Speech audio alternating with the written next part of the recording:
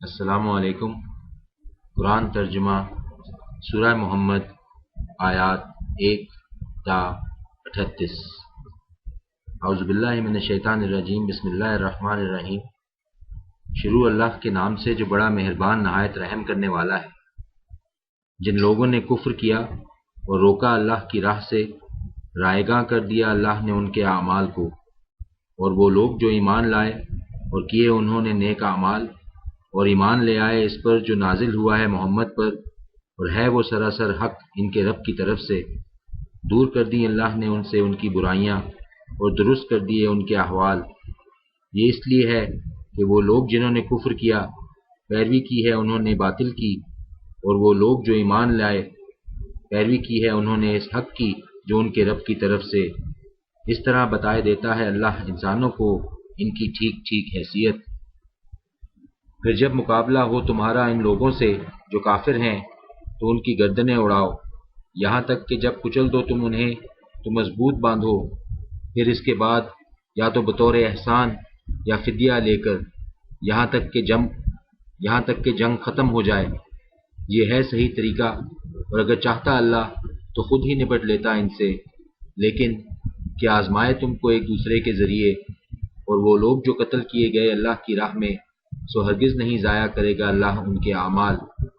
وہ ضرور انہیں دکھائے گا سیدھی راہ اور درست کر دے گا ان کے احوال، اور داخل کرے گا انہیں اس جنت میں جس سے وہ واقف کرا چکا ہے انہیں۔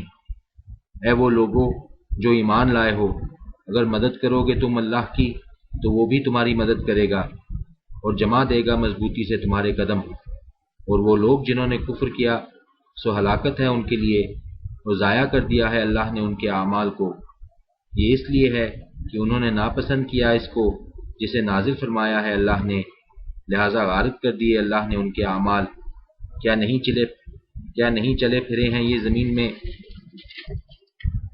تاکہ دیکھتے کیا ہوا انجام ان لوگوں کا جو ان سے پہلے گزر چکے ہیں۔ تباہ و برباد کر دیا اللہ نے انہیں، اور کافروں کے لیے ہیں ایسے ہی نتائج۔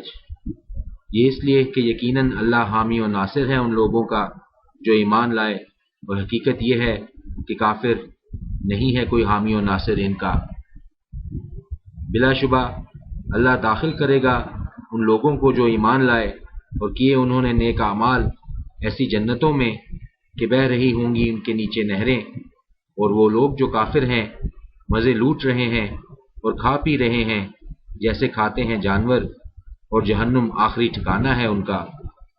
اور کتنی ہی بستیاں جو بہت زیادہ زور آور تھیں تمہاری اس بستی سے جس نے تمہیں نکالا ہے، ہلاک کر دیا ہم نے ان کو، سنا ہوا کوئی مددگار ان کا۔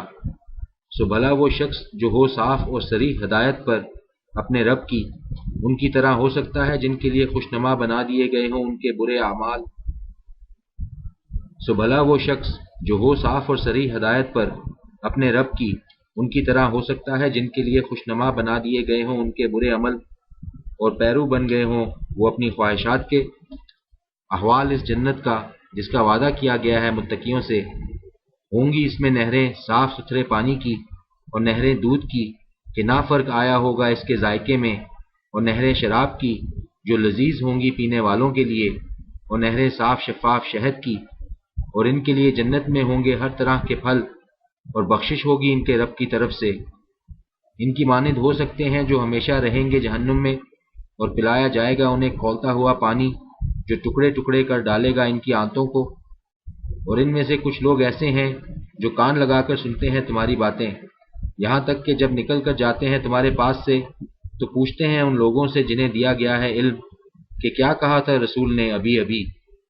یہ وہ لوگ ہیں کہ مہر کر دی ہے اللہ نے ان کے دلوں پر، اور پیرو بنے ہوئے ہیں اپنی خواہشات کے۔ اور وہ لوگ جنہوں نے ہدایت پائی، مزید عطا کرتا ہے اللہ ان کو ہدایت، اور عطا فرماتا ہے انہیں ان کے حصے کا تقوی۔ سو نہیں انتظار کر رہے یہ مگر قیامت کی گھڑی کا کہ آ جائے وہ ان پر اچانک، سو یقیناً آ چکی ہیں اس کی علامات۔ پھر کون سا موقع ہوگا ان کے لیے جب آ ہی جائے گی ان پر وہ گھڑی نصیحت قبول کرنے کی۔ پھر کون سا موقع ہوگا ان کے لیے جب آ ہی جائے گی ان پر وہ گھڑی نصیحت قبول کرنے کا۔ بس خوب جان لو کہ نہیں ہے کوئی معبود سوائے اللہ کے، اور معافی مانگو اپنے قصور کی، اور مومن مردوں کے لیے اور مومن عورتوں کے لیے، اور اللہ واقف ہے تمہاری سرگرمیوں سے بھی اور تمہارے ٹھکانے سے بھی۔ اور کہتے تھے وہ لوگ جو ایمان لائے، کیوں نہیں نازل کی جاتی کوئی صورت؟ مگر جب نازل کی گئی ایک صورت واضح احکام والی اور ذکر کیا گیا اس میں جنگ کا، تو دیکھا تم نے ان لوگوں کو جن کے دلوں میں بیماری تھی کہ وہ دیکھتے ہیں تمہاری طرف ایسے جیسے دیکھتا ہے وہ شخص جس پر بے ہوشی طاری ہو گئی ہو موت کی۔ سو افسوس ہے ان کے حال پر۔ اطاعت کا اقرار اور اچھی اچھی باتیں، لیکن جب قطعی حکم دے دیا گیا تو اس وقت اگر سچے نکلتے یہ اللہ سے تو ہوتا یہ بہتر ان کے لیے۔ تو تم سے اس کے سوا اور کیا توقع کی جا سکتی ہے کہ اگر تم الٹے منہ پھر گئے تو فساد مچاؤ گے زمین میں اور آپس میں قطع رحمی کرو گے۔ یہی ہیں وہ لوگ کہ دور کر دیا ہے انہیں اپنی رحمت سے اللہ نے، اور بہرا کر دیا ہے انہیں اور اندھی کر دی ہیں ان کی آنکھیں۔ سو کیا نہیں غور کرتے یہ قرآن پر؟ کیا ان کے دلوں پر قفل چڑھے ہوئے ہیں؟ بلا شبہ وہ لوگ جو الٹے پھر گئے ہیں اس کے بعد کہ کھل کر آ گئی تھی ان کے سامنے ہدایت، شیطان نے آسان بنا دیا ہے ان کے لیے اور دراز کر رکھا ہے جھوٹی توقعات کا سلسلہ ان کے لیے۔ یہ اس لیے ہوا کہ انہوں نے کہا تھا ان لوگوں سے جو ناپسند کرتے تھے اس چیز کو جو نازل کی ہے اللہ نے، کہ ہم ضرور مانیں گے تمہاری باتیں بعض معاملات میں، اور اللہ خوب جانتا ہے ان کی خفیہ باتیں۔